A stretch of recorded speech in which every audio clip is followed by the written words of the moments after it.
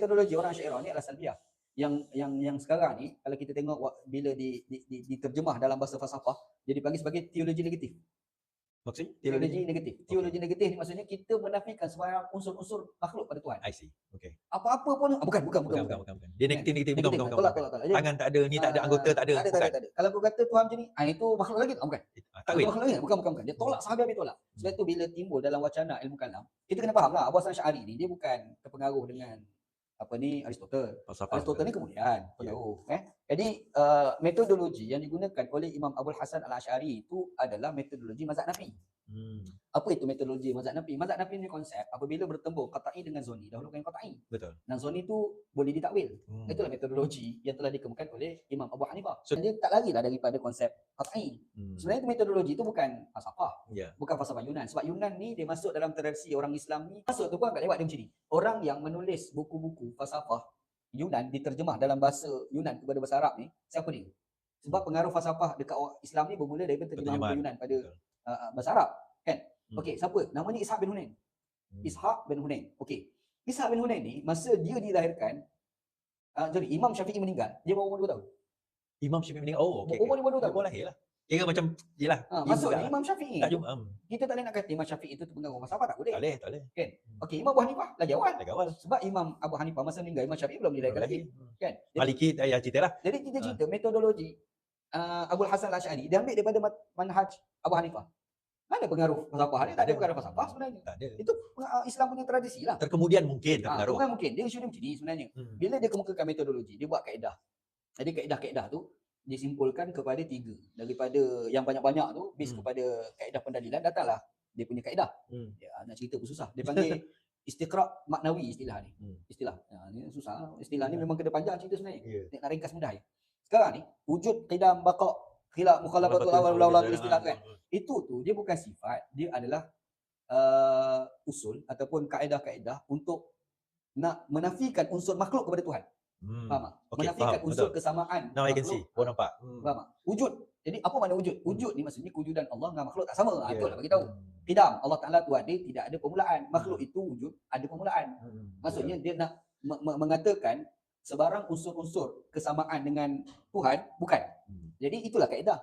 Jadi kaedah ni mana orang boleh perpanjang? Kaedah ni kena pendek je. Kena ringkaskan. Makin pendek itulah makin bagus. Itulah kaedah. Sebab tu bila yalah, kaedah ni mesti pendek.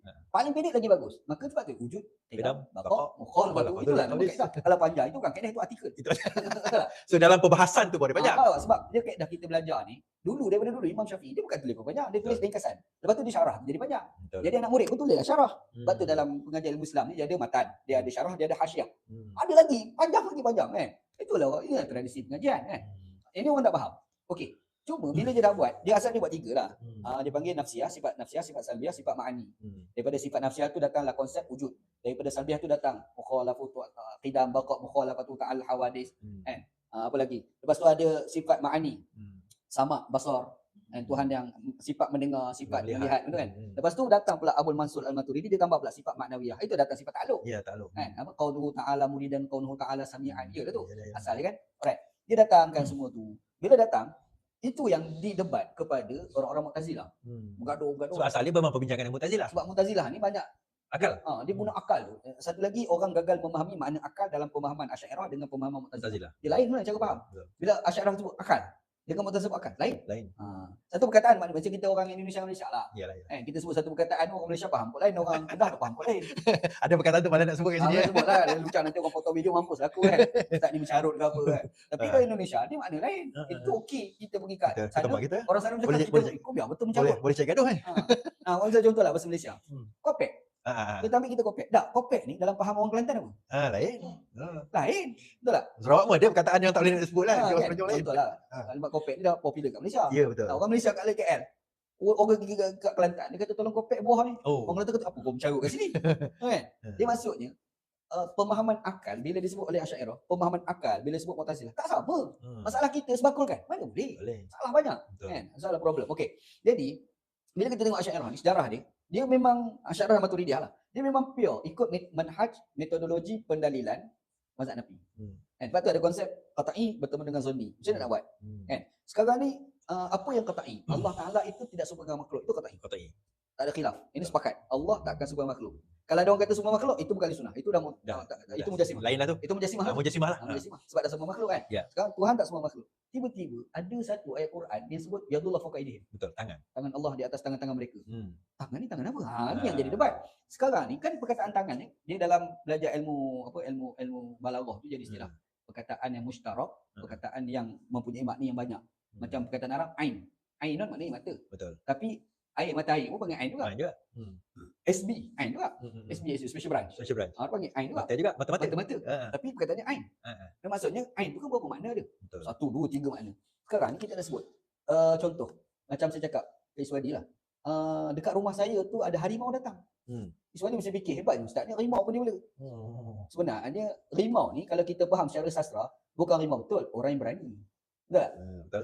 Ni kalau orang belajar ilmu balaghah dia panggil majaz, dia panggil isti'arah, dia panggil Kiasan. tashbih. Tashbih tu pula ada tashbih baligh, tashbih tak baligh, ada macam-macam lah. Ni orang kita kena belajar lah, dia panggil. Jadi Quran pun macam tu. Bila Allah Ta'ala kata yadullah fawqa aydihim, tangan Allah tangan-tangan mereka. Bukankah perkataan yadun itu kan banyak tafsiran? Betul. Tangan nak maksud tangan betul ke ataupun tangan dalam maksud Menawi kuasa ke, Tuhan kuasa ke, ke. kuasa itu semua boleh berlaku. Boleh masuk kan pemanaan tu. Jadi kalau itu pemanaan dia, bukankah itu kan zonni? Betul. Dia panggil zanniyatud dilalah, pendalilan secara zonni. Terbuka pada tafsiran. Sekarang ni zonni qat'i. Qat'i ni Tuhan tak semua makhluk. Makhluk, ya. Tak ada satu makhluk menjumpai Tuhan. Tak ada. Tuhan tidak semua makhluk. Terbalik ayat tu. Ya. Lepas tu tangan tu kan zonni. Zonni. Ya. Jadi macam nak seragamkan? Itulah takwil. Takwil ni bukan ajaran falsafah Yunan, bukan. Apa ni Imam Abu Hanifah? Tak lama dah kaedah tu. Ya. Tapi kenapa soalan perkara tu tidak dibangkitkan oleh Imam Abu Hanifah? Soalan tu tak timbul. Betul. Zaman tu pun tak timbul soalan. Tak timbul lah wacana tu. Tapi bila mari zaman kemudian, era Abul Hasan Syari, timbul lah wacana tu. Sebab benda ni dibangkitkan. Kita kena faham lah Islam berkembang. Era Abu Hanifah dengan selepas pada tu kan lagi hebat kembang kan. Dan bila perkembangan bertembung pula dengan pelbagai manusia dan pelbagai budaya, maka timbul pelbagai persoalan. Maka adalah jawapan-jawapan baru kan. Ya, betul. Okey. Mari satu era, contoh macam ada seorang ulama tu, dia tulis kitab Ummul Barahin. Nama ulama tu As-Sanusi ya. Sebenarnya Sanusi itu nama ulama. Cuma dah jadi bukti besar tu cerita lain. Dia ni berhadapan dengan kelompok Mu'tazilah yang sudah terpengaruh dengan metodologi falsafah Yunan. Bila mudah pakai kaedah Yunan.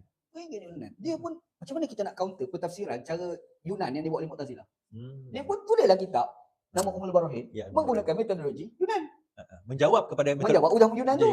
Faham? Ya. Itu yang kata pengaruh-pengaruh tu bukan Abu Hasan Syari.